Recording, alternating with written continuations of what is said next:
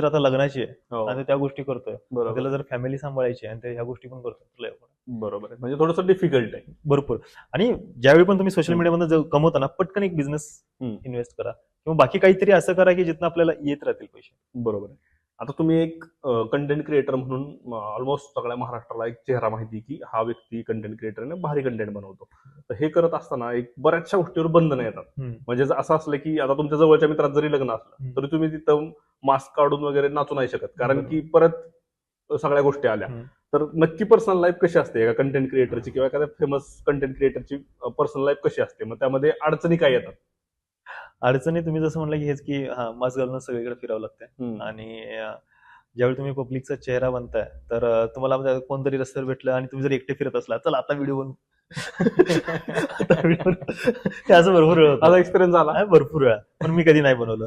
कारण कसं झालं, माझ्या टीम मध्ये सगळ्यात जास्त जे मीच नाही थिएटर केलं, पण बाकीचे जितके पण आर्टिस्ट काम करतात ते सगळे थिएटर आहेत आणि ते ऑलरेडी त्यांच्या क्षेत्रात 5-6, 10 वर्षापासून काम करतात आणि त्यांना नवरसचा खूप चांगला अनुभव. मी त्यांच्याबरोबर यासाठी काम करते की जेणेकरून ते नॉलेज मला पण मिळावं.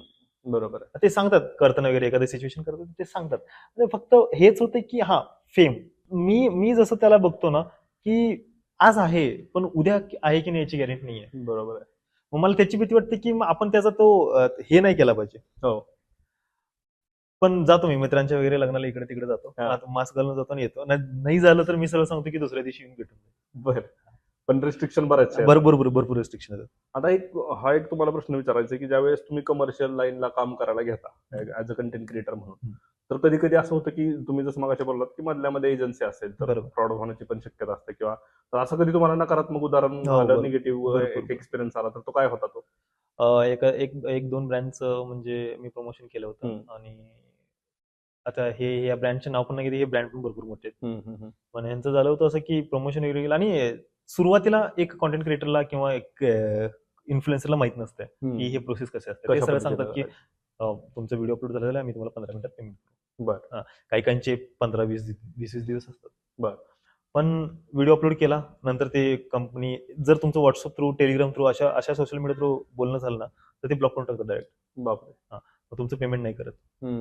मग तुम्ही व्हिडिओ अपलोड केला असता, मग ते काय म्हणतात, हा व्हिडिओ अपलोड केला, हे फक्त ब्रँडने बघू दे. एकदा ब्रँडने बघितलं, त्याला वाटलं की ब्रँडने बघितलं अपलोड झाला व्हिडिओ, तर त्या कंपनीला पेमेंट करतात, पण कंपनी तुम्हाला नाही पेमेंट करत, म्हणजे एजन्सी. मग अशा गोष्टी झाल्यात भरपूर. मग एक जण रेफरल थ्रू काम करायला, हे तर माझ्या 3 महिन्यापूर्वीच झालं माझ्यासोबत. रेफरल थ्रू काम करताना झालं होतं की तुमची रेफरल लिंक असेल विथ पेमेंट पण असेल, पण पेमेंट बाकीच्या ब्रँडपेक्षा पण कमी आहे, पण तुम्ही रेफरलनं भरपूर सारं कमवू शकता. तर ठीक आहे म्हणून झालं होतं. आणि ज्यावेळी रेफरल लिंक माझी आली, म्हणजे ते मलाच घ्यायचं होतं त्या ऍपमध्ये हे करून, आणि असं हेच होतं, क्लोथिंग ब्रँडचं होतं ब्रँड. मग झालं होतं असं की मी ते माझे रेफरल लिंक काढून मी स्टोरीला आणि बायोमध्ये टाकली. नंतर त्या एजन्सीचा फोन आला की नाही, एक काम कर, तू हे मी जे देतो ना ते वाले टाक, कारण का ब्रँड फोर्स करते की ही वाली रेफरल लिंक टाक. मग रेफरल लिंक, मग ठीक आहे ना, तोपर्यंत पेमेंट नाही करत म्हणले. मग मी टाकलं, स्टोरी डिलीट केली परत आणि बायोमध्ये परत चेंजेस केलं. परत त्याच्यानंतर मग थोड्या वेळाने फोन आला की आता ही थोडीशी काम कर, एक 24 तास असं दे रेफरल लिंक, आणि त्याच्यानंतर तू तुझी वाली रेफरल लिंक लाव. मग मी म्हणलं असं का, तर त्यांनी म्हणले नाही, थोडंसं ब्रँड अशीच प्रोसेस काम करते. मी म्हटलं जेवढं कन्व्हर्जन होणार आहे ते पहिले 24 तासात होणार आहे स्टोरीचे, आणि कारण व्हिडिओ पडल्यानंतर त्याचा इम्पॅक्ट तेवढं 24 ते 48 तासच राहतोय. मग तेवढ्यात जर ते कन्व्हर्जन तुम्ही घेऊन गेला, त्याच्यानंतर मग माझ्या रेफरलला काय येणार? एक्झॅक्टली. मग त्यांनी त्याचं पेमेंटच नाही केलं. बापरे. आणि व्हिडिओ तर अपलोड झाला होता. म्हणजे हे असं पण फसवणूक मोठ्या भयंकर भयंकर भयंकर. मग आता आम्ही पेमेंट तर डायरेक्ट पूर्ण आधीच घेतो, पण सुरुवातीला नवीन इन्फ्लुएन्सरला, कुठल्याच इन्फ्लुएन्सरला पेमेंट आधी कोण नाही करत, कुठलीच एजन्सी नाही करत.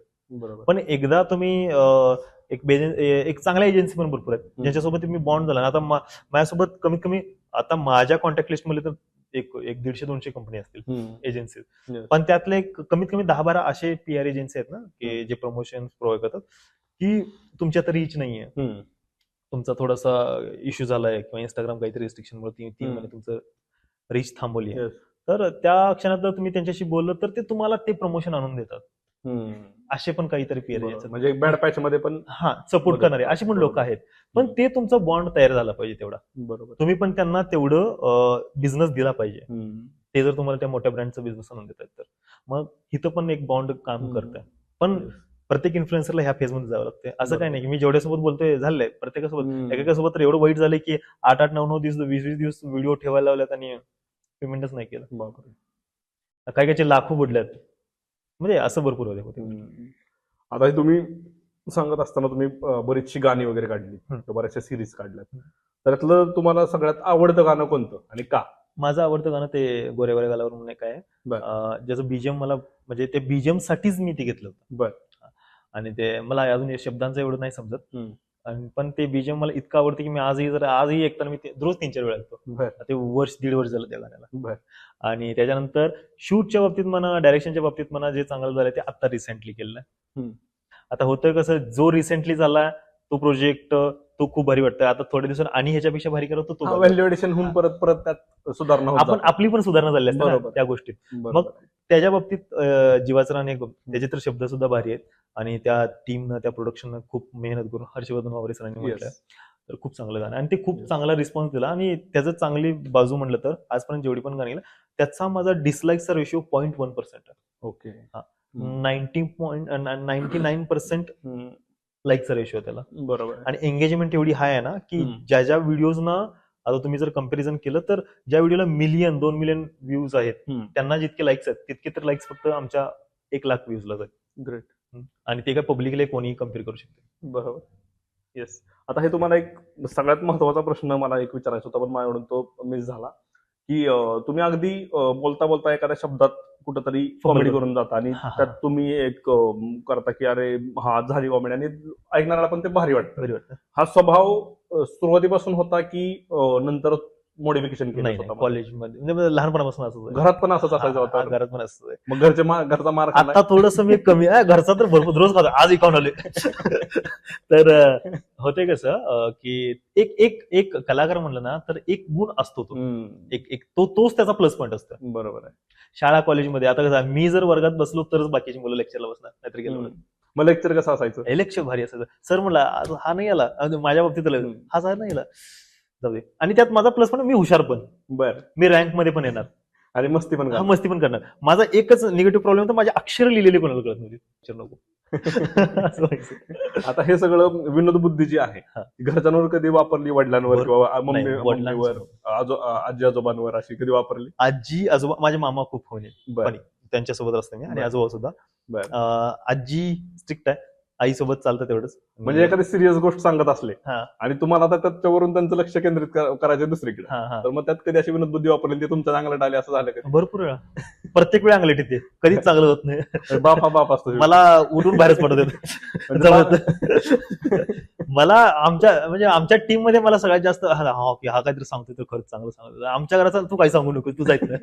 म्हणजे तुम्ही बाहेर जगाला किती नॉलेज, घरात शानपणा करायचं, काहीच शानपणा करायचं नाही. आता सध्या आपण बघतोय की कॉमेडी करता करता बरेचसे वाद क्रिएट झाले किंवा कुणीतरी काहीतरी ऑकेजनली असं बोलून जातं आणि मग तो वाद क्रिएट होतो. पण तुम्ही ते तुमच्या बाबतीत अजूनही नाही होऊ दिलं.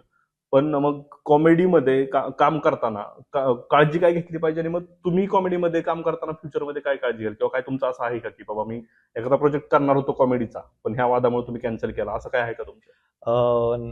नाही, कॉमेडीचं केलं होतं मी ज्यावेळी ते आता एक सध्या रिसेंटली कॉन्ट्रोवर्सी झाल्यामुळे त्यामुळे मी सगळं पुढेच केलं आणि त्यामुळं तयार आहे माझ्याकडं. असे भरपूर सारे स्क्रिप्ट आहेत जे मी कॉलेजमध्ये असताना लिहिले होते आणि ते फक्त लॉंग होते. आणि त्यावेळी आता सुद्धा असे म्हणजे हातावर मोजणे इतकेच कॉमेडी, स्टँडअप कॉमेडी आपल्या महाराष्ट्रात आहेत.